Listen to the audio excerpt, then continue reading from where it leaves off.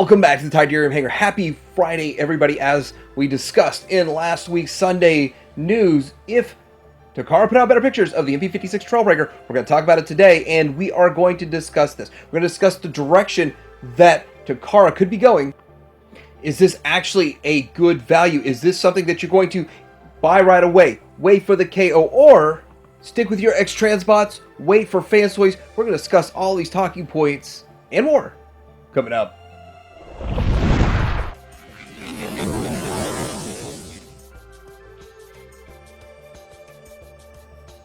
Takara's been making some strange releases lately with G1 Masterpiece Transformers. So with this, the RC, and of course she had her own issues, but I think she's a pretty good figure overall, and I kind of look forward to a chest improvement.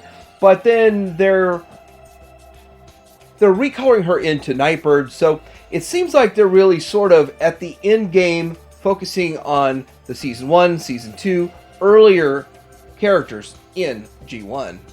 I was actually surprised when they announced the skids, and they made a skids and then a recolored red reboost and crosscut. Now I'm going to get the silver one here because I already have the X-Transbots blue one. But going this direction, it seems kind of interesting, really obscure in a way with a skids figure. And then there was also something about simplified transformation. Now they only mentioned it once and they never really touched back on it, but it seems like these transformations are a little bit more simplified than, say, the MP44s that are out there. So I kind of hope they continue with that direction and they keep going in that direction, and we're going to see kind of how that plays into Trailbreaker. As they repainted skids, it's kind of interesting to see the future of Takara. Will they put out a hoist? Now, that's something that you just almost expect right away, but would they completely redo the legs? How would they do it? I am actually really interested in what they do going forward. And then there's a few more things in here that got me questioning what other characters they're still going to make, what's on their list and on their agenda. Obviously, they have this license as a Toyota. It's a Toyota Helix. And so with that, it brings a couple other questions. Maybe licensing is a bigger issue for Takara than I've been giving that credit for. So with that, will we not see Jazz because of that? So I'm still kind of curious what they're going to do going past this. So let's get into looking at their Trailbreaker. So here he is, looking at him. We see a couple of few things. First off, how this Trailbreaker has a small waist. Next to one of the best animation stills that I could capture here. This one shows that he's got a much bigger pelvis area in the cartoon in almost every screenshot than he has right here. And it looks like he's wearing some small boxer briefs versus, I say, granny panties in the show. So with that, everything else seems to look pretty close with the legs. The lower legs seem to be really on point, directly on point, and very animation accurate and animation color inspired, and animation sheen to it. It's not super shiny. The knees are kind of shiny, but the rest pretty flat, more or less. Now moving up to the upper body here in the torso, I think the arms are spot on. They're right on. The head looks really close. Maybe not perfect, but pretty close.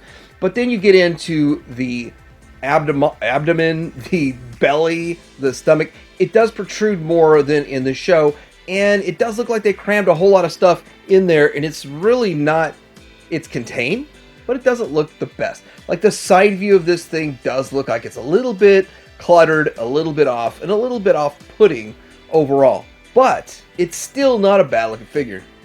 Here we go, showcasing some articulation right there. And see, that's one of the things that I started to think about. Maybe it's the articulation that is why they made the pelvis so small, and then why they did what they did. But still, overall, I don't think it is horrible. I don't think it's bad. The only problem is there's severe competition out there. So we're going to be looking at this severe competition here in a little bit.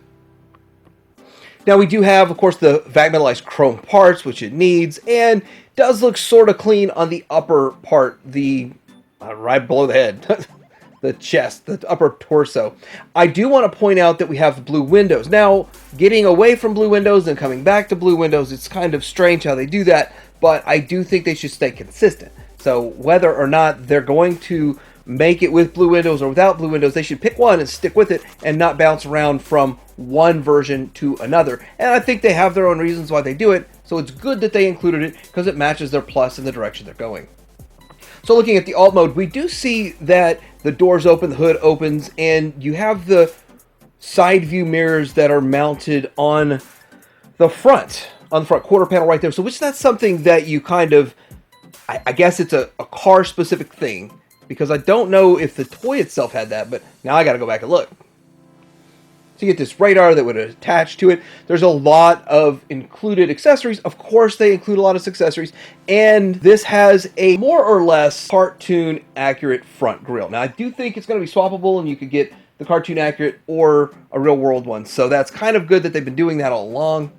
Here we go with a side profile. Now you do kind of see some kibble underneath, but it's not that bad. Overall, it looks very clean. I think Takara does do a really good job with their alt modes, and their bot modes suffer just a little bit, but they are pretty good overall. Looking at the two different faces, and we have a blast effect included, and a couple of other parts there. So overall, it's not bad. Now I do think, I guess part of the stuff is going to be integrated into the transformation. Some of the accessories are just integrated into the transformation, so that's kind of cool too.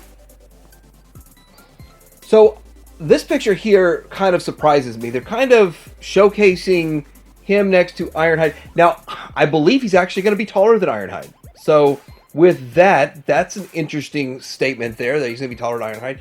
And the fact that they put him next to Ironhide, I don't think Ironhide is one of their better figures. In fact, I think it's one that severely needs to be redone, and I think there's even better options out there, but Ironhide's one that maybe a third party should take on and do a knockout job, or a 2.0 from Takara. But showcasing this right next to Takara, you can kind of see how much further they've come. This is way better looking and a much better aesthetic than what they did with Ironhide. I would have never been pleased with Ironhide. I just always looked at him as a filler to a third party comes out and does a better one. All right, so getting into my first comparison is compared to X-Transbots, their Aegis, the one that already exists, the one that's on my shelf, the one that most people have, and looking at it side by side, where does it stack up? How does it stack up? Well, first of all, the new version of Aegis has the white legs versus a silver. Now, the first Aegis, the first X-Transbots version,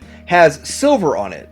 And so with that, I like the silver one, but the white one is not exactly cartoon accurate. Takara's is more cartoon accurate. And you look at starting with the lower legs, the feet, the lower legs, all the way up, the legs are just better overall with Takara. But does that work the upgrade for Takara? Moving up, I think they sort of are about the same in the belly area, except the sides, I think X-Transbots is cleaner on the side.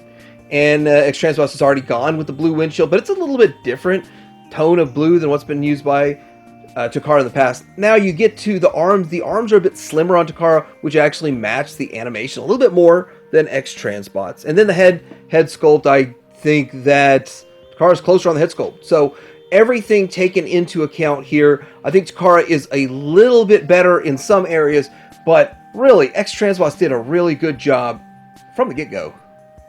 Comparing the alt mode on the left is X-Transbots, on the right is Takara. And I think that, well, X-Transbots did a lot of good things, a lot of things right with theirs. And so there's pluses and minuses, good and bad to each one of these. But I think X-Transbots did a really good job on there. The big deciding factor, the difference between the two of these is probably going to be the transformation. I think Takara's is going to be a little bit smoother of a transformation, but X-Transbots wasn't too horrible. A lot of people had problems with the shoulders that I didn't have. So we'll see with Takara. We'll see with this transformation. If they're really sticking to a more simplified transformation like they did with their skids, and I felt RC was a pretty simple transformation, and I actually think the Seekers are okay. So when you look at all of that kind of stuff going on, it might be a better transformation. All right, comparing it to Fantoys Outrider. Now, there's going to be a lot to compare here, and this is where I think we're going to see some weakness in Takara's. So Fantoys, starting at the lower legs, they kill it in the lower leg department, and all the way up to the waist pieces are about the same. But if you look at it, it's kind of like the animation is much closer to the way it transitions up to the stomach area. But I kind of don't like how far out the Fantoys one protrudes. I do like how it's a little bit closer in on both the X-Transbots and on the Takara one, but the Fantoys, it protrudes a bit more. But that really is my only big complaint about what I see visually with the Fantoys. Now, going up to the head sculpt, I think Fantoys' head sculpt is even better than Takara's head sculpt. And then you look at the arms are fine on both. I can see both of them working very well. And then you get into kind of the color.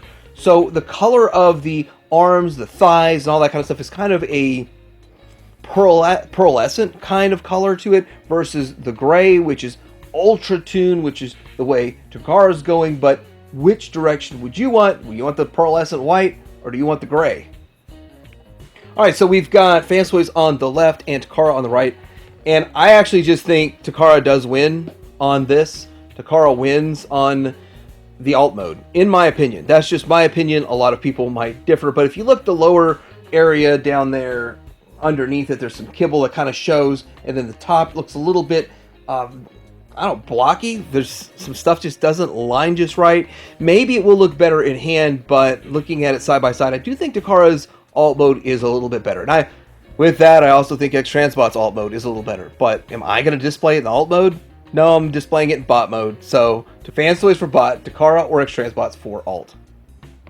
Now I want to get into discussion of value on this thing. Okay, so X-Transbots already came out for about 130.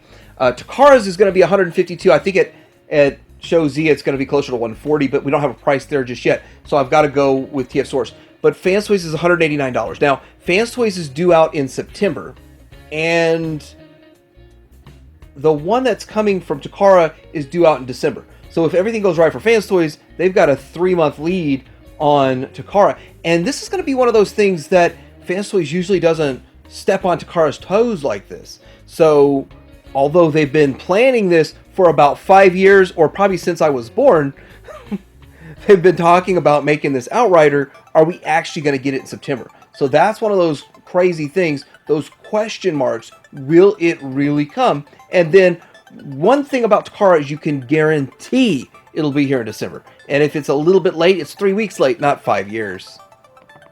So I think I've said about all I'm going to say about the Takara version of Trailbreaker, and it's the MP56, and I think it looks pretty good overall. I do think there are some issues with the center section of the body, and that's really it. Everything else looks pretty close to spot on with the animation, and I'm really hoping for a better, smoother transformation, even a smoother transformation than Fantoys or X-Transbots. And I do hope materials are good. I hope the figure holds up. Hope there's no issues, no QC issues and all that. I do have mine pre-ordered at Show Z. You can pre-order yours there too. I'll put a link down below. But I want to know what you guys think about this. Where do you stand? Do you think this is a good release? Do you think it's a good idea to release this figure before they do other figures? Do you like the gimmicks of the opening doors and all of that kind of stuff?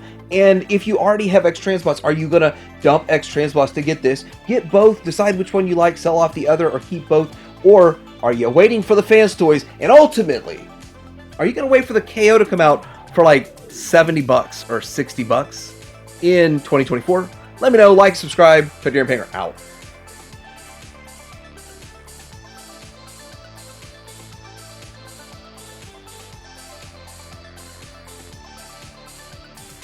A conductor chip with hypnotic properties. Diabolical. I'm right behind you.